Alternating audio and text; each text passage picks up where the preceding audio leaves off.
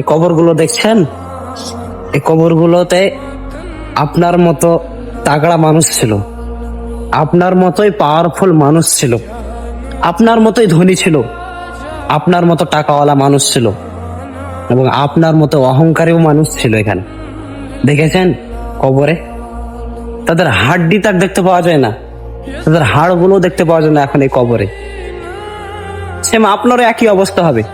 আপনি যখন মারা যাবেন তখন আপনার জন্য এরকম লোক আসবে, এসে কবর খুঁড়বে, বাঁশ কাটবে, জাউন করবে, তারপর আপনাকে জোহর পর, আসর পর, মাগরিব পর, ইশা পর হোক আপনাকে দাফন করে চলে যাবে।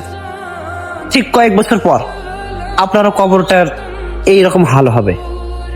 সে কি হালাতে থাকছে কেউ বলতে পারবে না, তুমিও কি হালাতে থাকবে কেউ বলতে পারবে না।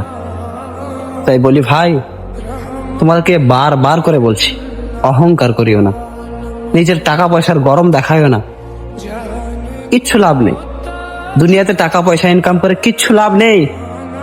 আমি এটা বলছি না যে টাকা পয়সা ইনকাম করো না, করো, নিজের সংসার মোতাবেক চালাও, টাকা ইনকাম করো, কিন্তু আল্লাহর ইবাদত করো। তোমরা আল্লাহর ইবাদত থেকে আজ বঞ্চিত হয়ে গেছো। তোমরা আল্লাহর ইবাদত করতে পারছো না, তোমরা মসজিদ মুখ হতে পারছো না, তোমরা নামাজ পড়তে পারছো না, তোমরা নামাজের জন্য সময় বার করতে পারছো না। পৃথিবীর সমস্ত কাজের জন্য তোমাদের সময় হচ্ছে, কিন্তু নামাজের জন্য তোমাদের সময় হচ্ছে না। তাই বলি ভাই, 5 ওয়াক্ত নামাজ পড়ো, আর নিজের অহংকারকে কমাও, আর টাকা পয়সার গরম দেখায়ও না।